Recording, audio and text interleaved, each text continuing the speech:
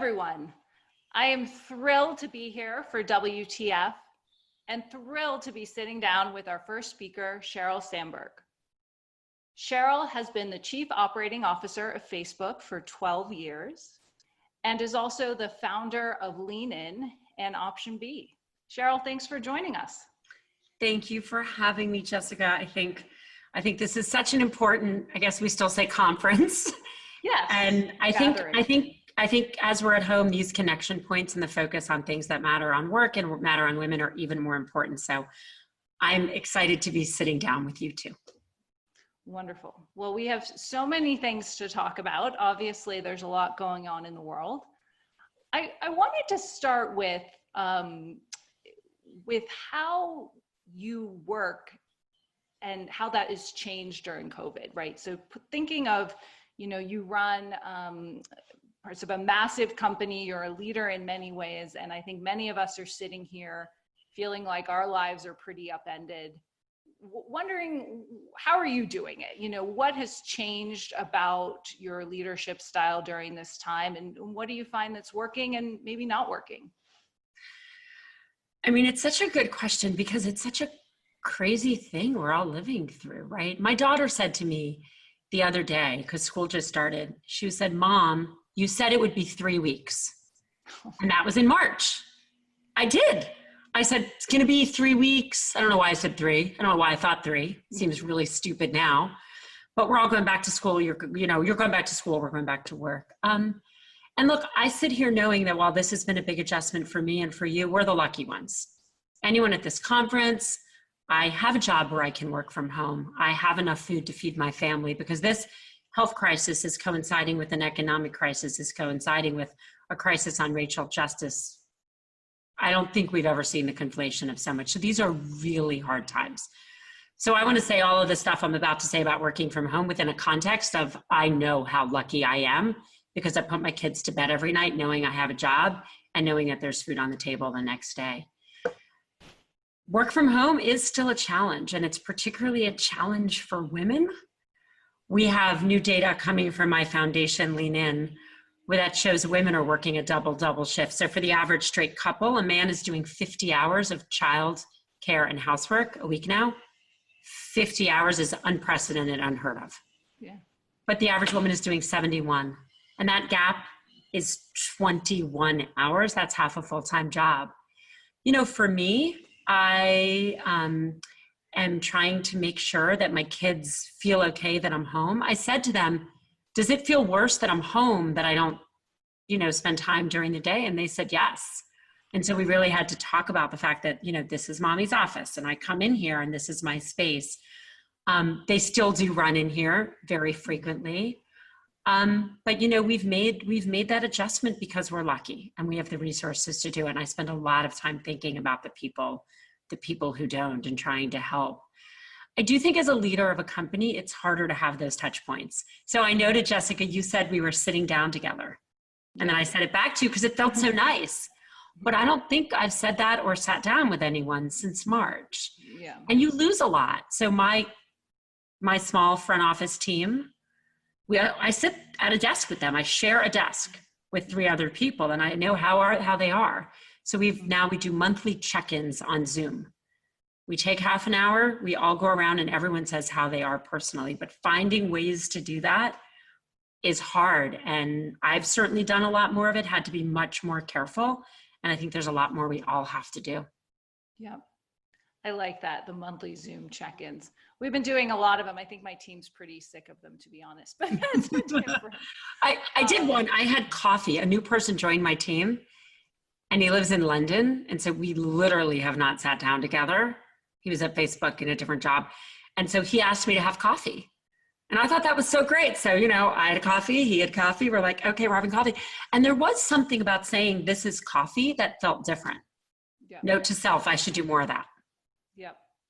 Well, let's turn to your day job for a second, which has obviously been busy in multiple dimensions. I think as we're talking now, there have been some new news out of the company with regards to the election, new policies around banning political advertisements in the week before the election, continued news around flagging voter or misinformation, information about voting.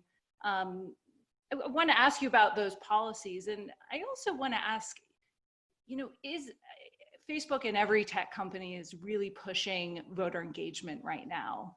And I'm just kind of curious if you feel that this truly is a nonpartisan issue, because it seems like it's just mired in some of the same kind of partisanship as well that we're seeing. And so maybe talk about the policies and also how you see it kind of fitting into Facebook's role right now. I'm so glad you asked, and it is an important day because we announced really important changes. But the way you're framing the question is the right frame, which is everything seems politicized and divided. Even voting. Voting is basic. People have fought and given their lives through our history, and to this day around the world, for the right to vote. And every single person voting should not be a political issue. It should just be a basis of democracy, but everything has been politicized. And we look at this election and we know this isn't business as usual. And we have a big responsibility to make sure the bad comes down, misinformation doesn't spread, and that people fully participate in the process. And that's happening when it's, look, harder than ever. Voter suppression is not new in this country. Mm-hmm. Voter suppression has a long and terrible history affecting minority communities, people of color, immigrants. But voter suppression this time is different because there's, on top of all of that, which is still existing and getting worse in some ways, on top of all of that is, I don't know where to vote. I don't know if I can vote by mail. I don't know if my vote will get counted. I don't know if it's safe. And so we are taking a much more aggressive stance than we ever had because we think we have a responsibility to do so. I think registering to vote efforts are super important. And they are cast as not partisan, but they should not be, and they are not. Every single person registering and voting. We've announced what we think will be the largest one of any company has ever done. We're going to try to register 4 million people to vote. In just 3 days last month, we directed 24 million clicks to official voting registration sites, and we're proud of that. We're helping states. We're working with election officials, giving them free distribution and free ads to recruit poll workers, something we never thought we'd have to do. Mark and Priscilla have personally made big donations. But we announced really strong new policies today. We're not going to take any new ads in the week before the election. And when someone tries to mislead people on voting, we're going to take strong corrective action. And that happened today. Trump did a post earlier today saying that if you go to the poll, if you do a mail-in vote, you should also go to the polls to make sure that vote is counted. And that's not something election officials have recommended and is something people are concerned about. Election officials have come out and said if everyone voted by mail and went to the polls, that would be not very confusing for the process. So we put a mark on that right there, which says there's a long history of trusting mail-in voters in this country. We expect that to be the same. And we linked right there to the Bipartisan Policy Center. We've also announced now, because there are concerns about this, that if any candidate tries to declare victory early, tries to delegitimize the election, we're going to be directing people very aggressively to the official results from Reuters. So people are clear, this is the official information. Yep.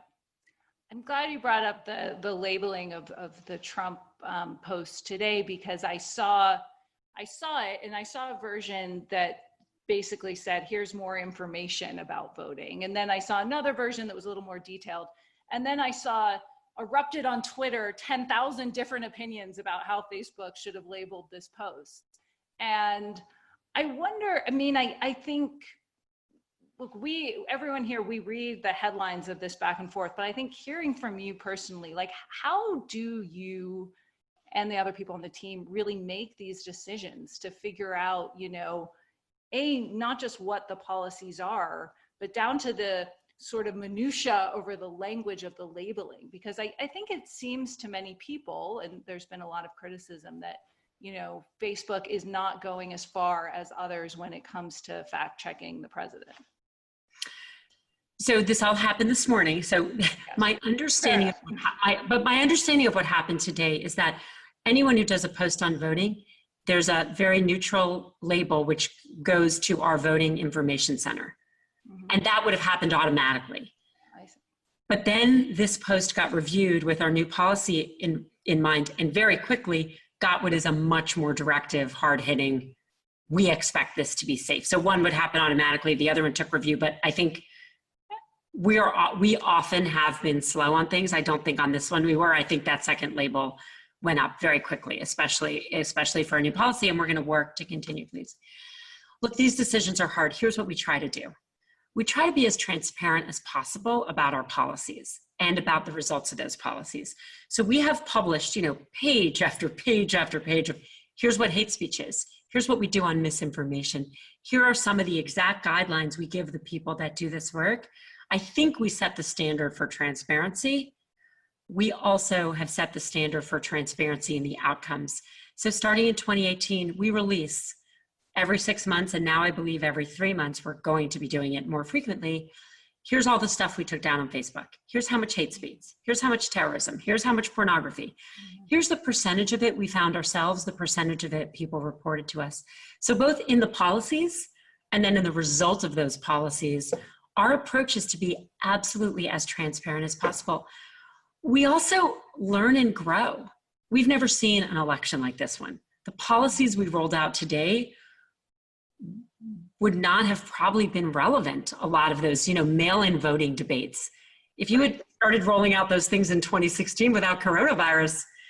So we have to come up with new policies, and we try really hard to iterate quickly and to make sure that we're learning and growing and leave ourselves room for if we get something wrong, or if someone does something we didn't expect, we're going to do something different the next time. We're going to try to do it faster. Mm-hmm. What do you say? I mean, I think it's a fun exercise. People should try and actually look through some of these policies. I mean, they're so detailed. It's also like, there's just something striking about how many pages to kind of regulate, or not regulate, but sort of moderate Facebook and the internet. And I wonder, to people who just say, Facebook has too much control over this, right? Yes, maybe their heart's in the right place, but should a company be making all of these decisions? What do you say to that? We say we think we have a lot of power and control too, and that's why we've rolled out a new board. We are going to have a new body that is independent from us, doesn't report to Mark, doesn't report to me, that is going to review these content decisions. We think ultimately the government is in a better place to make a lot of these decisions. Mm-hmm. What is a political ad?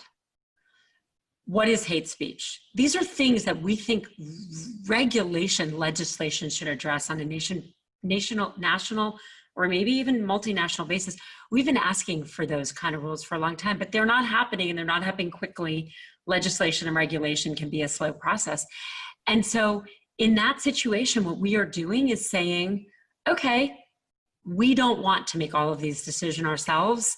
And that is why we're rolling out a new board, a content review board that's publicly appointed, going to hear cases publicly, and we are going to abide by what they find.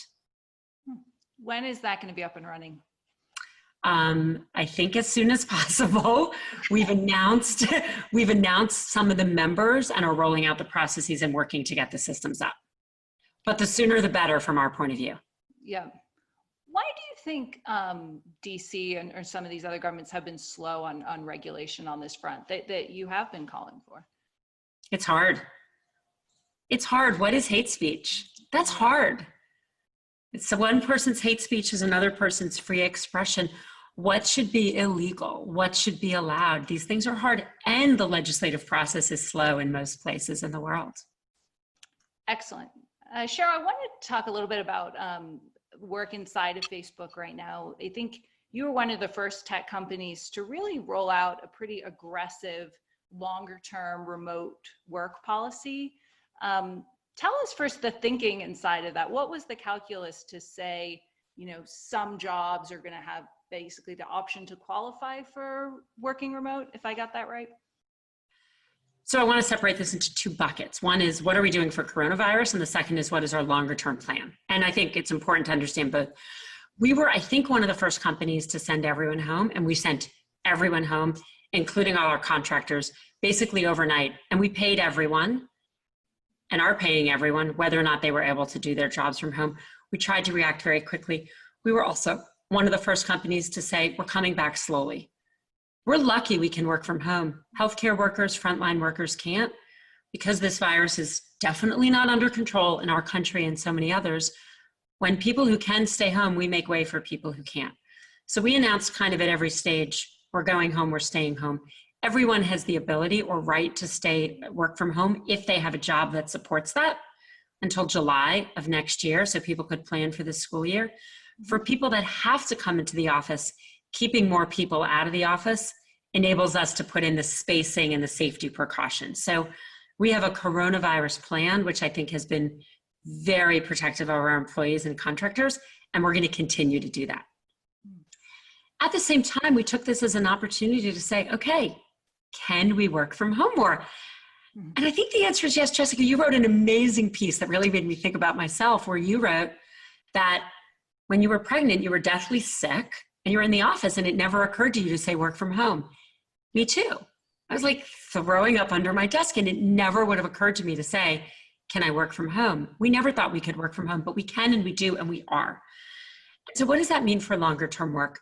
We think there are a lot of people that we would love to hire to join Facebook who have said to us over the years, I just don't want to live in the 3 cities, you hire engineers in, or I don't live near that office, or I want to be near my family in this, area. You don't have an office. And so we are trying to use this as an opportunity to roll out thoughtfully and carefully, what can longer term work from home be? Mm-hmm. And so we're slowly rolling out that plan and those policies and saying, we're going to try it. We're not going to let everyone do it at once. We're going to let some people do it and see if it works. But we're hopeful. We're hopeful it can help us hire more talent around the world. We're hopeful it can help us increase our diversity, hit our diversity goals. We've put out very aggressive goals.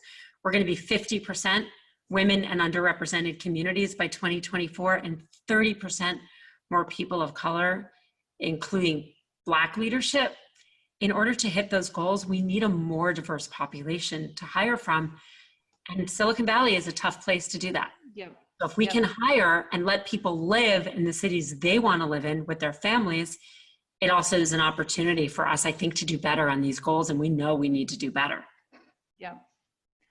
I also mentioned in this piece, and something we've talked about, is my concern that if we, how we decide who can work from home. I think when Facebook rolled out the policy, you mentioned performance reviews being an indicator. And, historically, performance reviews have kind of biases and inequities that we know about, and, you've exposed it through Lean In. So how do you make sure that the people who aren't working remote are the top performing engineers who get the best marks?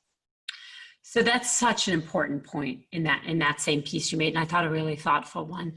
So when we went to roll out work from home, we really want people to not just get to work from home to be successful. So, we think people should start in the office and have a basis. If you're right out of college, you should be with us, a little longer. Similarly, if you're underperforming or having performance problems, we think being out of the office while everyone else is in could make it impossible for those to recover. So we do have a performance bar. It's not the people with the top reviews. It's people that are hitting their goals, we think, are the people who can have the flexibility of working from home. But you're right that there's huge bias in performance reviews, and that would hit this policy and every other. Those performance reviews in every company, these biases, they determine who gets hired, they determine who gets promoted, they determine your bonus, they determine your rating, they determine whether you get promoted. And so you have to attack that bias at the performance review cycle. I don't think companies should go away from performance reviews. Mm-hmm. I think it's important. People want to be reviewed, and people, particularly those that are doing well, want a chance for their performance to be noted, appreciated, compensated, and they should get those promotions. So people want those reviews. So you have to get that bias. So we work really hard on this. We do bias training for everyone. We do a lot of bias training for managers. When you're writing reviews at Facebook, in our interface, we have bias interrupters. It'll say, make sure you're using the same language. Do you know a word that triggers a bias interrupter? I don't know exactly which ones do, but I'll tell you the word. I don't expect you to, but I'm curious. We're talking to Maxine later in the conference, Chief Diversity Officer. We'll ask her. But I do, this is something I care a lot about and do know a fair bit about, right? I've studied it for a long time, is there are words and we look for them in reviews. Aggressive. That's a word that goes to women more than men. It goes to Black women more than white women. Angry. That's a word we throw out at people of color, particularly from the Black community. Emotional. Latinas have been stereotyped. Think about all the stereotypes on TV as emotional. When we use these words, we have to understand the bias. So we have to hit that bias and hit it hard where it starts, in the recruiting process, in the management process, in the performance review process. And then, as you said, in all those outputs to performance reviews, like getting a promotion, like being able to work from home, like what you get paid. Yeah. I'm going to look into that software. I know it's probably proprietary to Facebook, but it seems like a good, important thing. So we haven't talked much about the business, about the economy, about advertising, about all these things you sit on top of and are seeing day to day. I mean, I think one of the interesting things about the pandemic is the large tech companies actually have seen business hold up. You know, usage is up. We're spending all day communicating. I guess I'm curious how you think Facebook's business, the ad market, will kind of evolve because of this pandemic, what you're sort of seeing in terms of behavior changing, specifically with marketers. So you're right that we are working from home, so people are using our products more. Companies' ability to sell to people at home has never been more important. I just saw a report this morning from the UK that said that as many people had shifted to online shopping in the last 5 months as in the last 10 years before that. Wow. And that's amazing. But those are the kind of trends we're seeing. People were already buying more from home, buying more online. But think about your own purchasing, right? I mean, I used to go to stores. I haven't gone to stores. Now I get everything I possibly can. Obviously, some things you have to go online much more. I think a lot of people do. And businesses weren't allowed to be open. They're still not allowed to be open in a lot of parts of the country and parts of the world. And so they needed to really rethink. So the shift to online was already happening, and this kind of turbocharged it. That means that the ability to reach your customers is even more important. And as with all things, big businesses like us, we are much more equipped to weather these kind of storms than small businesses. And that's where our services and our ads are particularly important. So we rolled out Facebook Shops, free, easy, cheap way for any business to get in and start selling immediately. But even the free tools we have, you know, you can set up a Facebook business profile. You can set up an Instagram profile for business like this for free. A lot of businesses in the US before this didn't even have a mobile website of any kind. And so those free tools we offer have never been more important, and we're seeing huge pickup on them. But the ability to advertise is really important. And I'm so glad to have a chance to talk about this because I think people really don't understand this. And I think that misunderstanding can cause a lot of harm. So personalized ads that are targeted at you. People worry about data privacy with them, right? Like, how do they know I'm interested in yoga and I live 5 miles from that studio? Yep. The thing is, we do those ads in a very, very data protective way.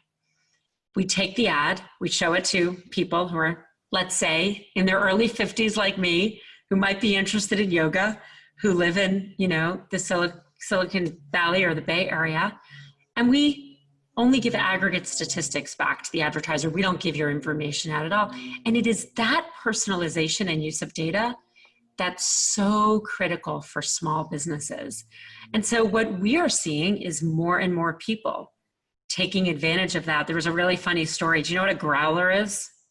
Yes. Okay, so a growler, there was a bar in Odessa, Florida that had to shut for coronavirus. So they started using Facebook ads and they targeted anyone within 10 miles who they could deliver these things, the growler to. And their business thrived during coronavirus. They never could have done that on TV. They couldn't have done that on a local circular.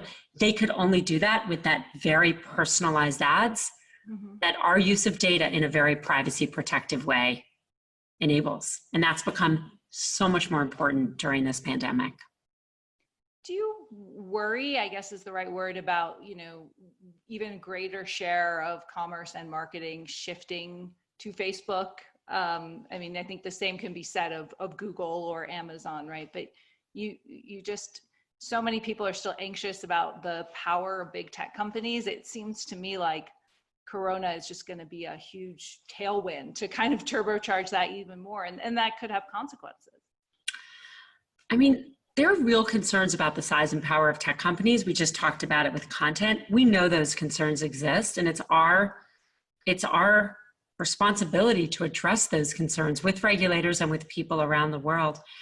I think we also know, though, that we exist in a very competitive environment. If you and I were doing this interview 10 years ago, you would have asked me about Yahoo. Mm-hmm. You won't ask me about Yahoo. I'm going to ask you about TikTok. So right, you're not going to ask me about Yahoo, and you're definitely not going to ask me about AOL. But you and I knew each other, and you're way younger than I am, as we know. You and I knew each other in days where people were worried about the market power of AOL and Yahoo. Yeah. We have a product that has very low switching costs in economic terms, right? If I want to go get electricity today, I got one choice, right? Mm-hmm. Like, I can only buy from one place. If I want to share a photo today, I can do Facebook, I can do Flickr, I can do, YouTube, I can share a video on any of these places, and I can do TikTok, a company that I don't know if anyone had ever heard of 2 years ago, right? Yeah. Product no one had ever heard of. They've risen to over, we believe, 1 billion users faster than we ever could. My own kids are much more on TikTok than they are on Instagram, and they don't have Facebook pages at all. They're like, Mom, that's for old people. That's my kids. I'm not saying that's average, that's my kids. Yeah. But these products come so quickly. Mm-hmm. And I think that's because there is huge consumer choice and huge consumer competition in our space. Yeah. And I think that's all, it's the fun part of actually following this story right now, because on one hand, there are so many services. On the other hand, the big tech companies are incredibly powerful. The usage is going up. You can acquire a bunch of companies because of just having so many resources. So, I mean, I think it seems, who knows what will happen, right? But I think it does seem like there are, I think like there's some pockets of regulation coming down the pike, which again, maybe you've sort of talked about. But I mean, maybe picking off one of those, just the topic of competition in sort of startups and new businesses starting in tech. What's your view on that marketplace right now? Well, I think, as always, there are a lot of investment in tech and a lot of investment in United States tech companies. And I think that's a pretty important thing for us to realize, kind of from a national point of view. I was once with a very senior government official in Europe, and this person said to me, we want Silicon Valley. We want Silicon Valley. We want all those jobs. Take it over. Yeah. How could we have that? And I said, the free movement of labor and capital. Mm-hmm. You have to be able to invest money, and you have to be able to pull it if the company's failing. You have to be able to hire people, and you have to be able to let them go if they're not performing. That is the basic kind of secret sauce of American capitalism and the tech industry particularly. And that's still true in the United States. It's not as true in Europe. Big tech companies, when was the last time a really big tech company came out of Europe? And so I think there's a lot of money chasing a lot of really good deals. I've seen a lot. I don't do personal investing, but people show me new products, and there's a lot of really exciting stuff out there. I promise there is some service, or maybe several, that you and I do not have on our radar screen that a year from now, a lot of people will be using.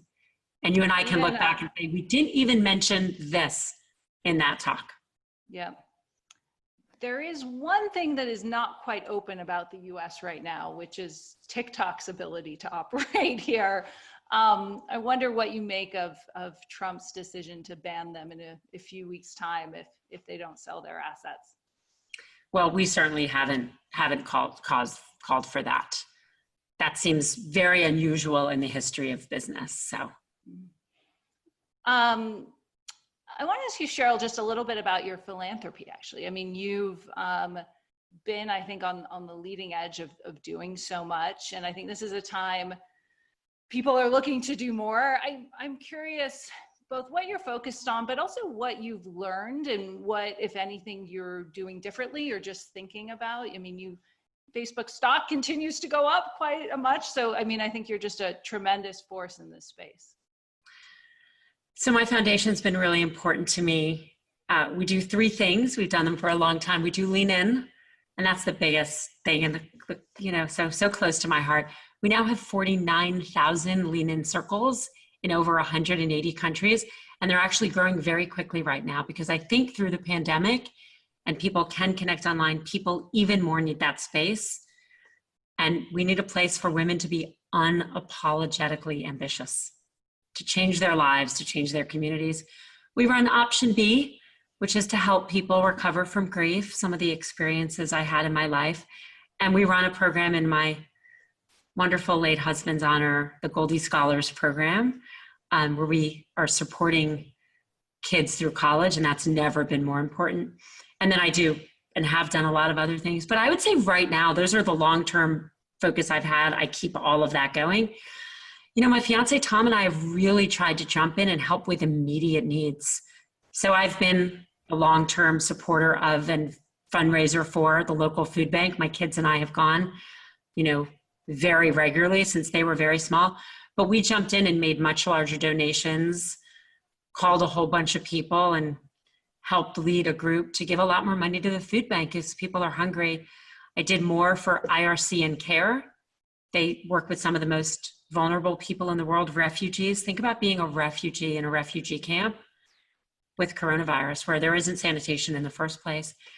And done more, Tom and I have done a lot more on domestic violence, because unfortunately, one of the products of people being home and having less flexibility is a massive increase in domestic violence. There were over 100 women in the Bay Area that had gone looking for beds and couldn't find them in the Bay Area, where we have so much. So we've tried to step in and keep our long-term focus, but really step in and meet the immediate needs. I also worry that people get tired. Mm-hmm. The food needs are real. Schools are still closed here. And huge percentage of kids, 1 in 4 children in the Bay Area, has food insecurity. And that's just here. And this is, again, a very wealthy part of the country. School lunches are a huge part of nutrition, school breakfast and lunches for kids all over our country. And as schools close and open and reclose and open, I don't want people to get tired. We have to keep feeding those kids. They need our help today every bit as much as they did in March. Yeah. And has anything about, in a high level, your approach or thinking around philanthropy, like what have you learned?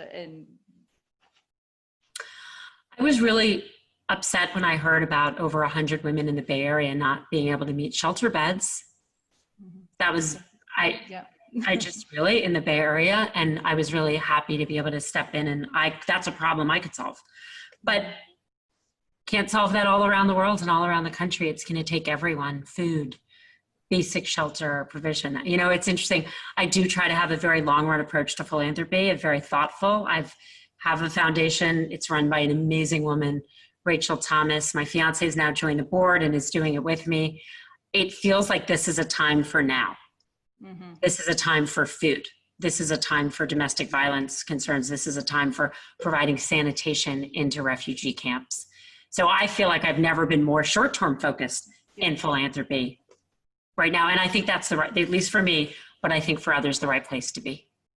Wonderful. Well, Sheryl, thank you for joining us and helping us kick off these 2 days. We're very grateful for the time and hope to talk to you again soon. Thank you for having me. At Intuit, we believe you cannot have prosperity without equality. Women and people of color should not be paid less than men for the same work. 3 years ago, we made a commitment to reach and maintain pay equity for our employees. But pay equity is an ongoing process, and all companies must join this fight. Like the 19th Amendment, we are not done.